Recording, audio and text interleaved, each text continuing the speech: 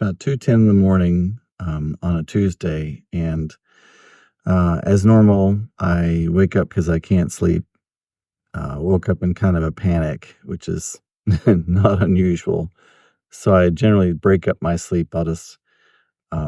My coping mechanism is to, go to the gym, and, I guess my message is that if you are going through something, if you're going through a struggle or a time, we all have those dark nights of the soul, and this is definitely another one for me. Um, Find those coping mechanisms that you have.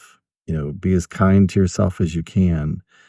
What helps me is that I'm very intentional about my nutrition. I'm very intentional about where what I do as far as like physically. I'm very intentional about I have certain go-tos as far as like mantras and meditations and inspirational leaders that I go to. I try to get the best sleep that I can. And I just understand this is just a phase. This is not an identification for me. It's just something I'm going through. And I try to not trauma dump as much as possible on people, although I probably kind of do. So sorry, everybody. But the main thing is find, the coping skills that you can. And I'm wanting to just be authentic and real. I'm constantly asking the angels to guide me and be there for me, and listening to whatever is happening, to understand that's really a message. I just got pulled over by a police officer because apparently I didn't use my turn signal.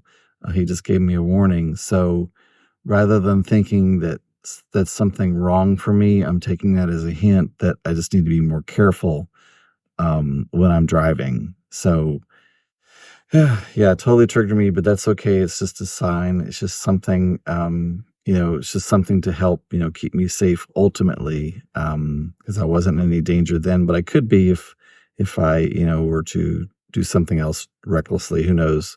Sometimes when I go down and see my kids in Birmingham, sometimes I might drive a little fast. So perhaps pull that back just a wee bit. And just to be more mindful when I'm driving, because I do tend to be a little bit more attached to my electronic devices than I need to be, as you're not supposed to. Anyway, um, so that's the thing, is to really look for those signs. And I'm always finding feathers all the time, which are one of my signs for the angels. I'm always finding those, and I actually just stop and usually take a picture of them so I can be mindful and notice that.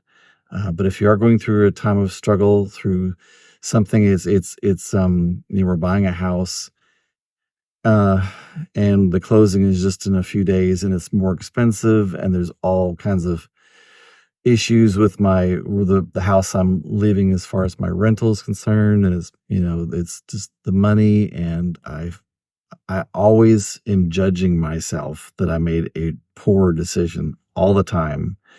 And I have to just let that go. I have to let that be, and know that the universe has got me. I live in a universe that's always supporting me, and always taking care of me, and always giving me new opportunities to grow. And this is an opportunity to grow. And I'm asking the angels to be with me, and I'm asking them to be with you as well. And just find those coping mechanisms that work for you, that are healthy for you.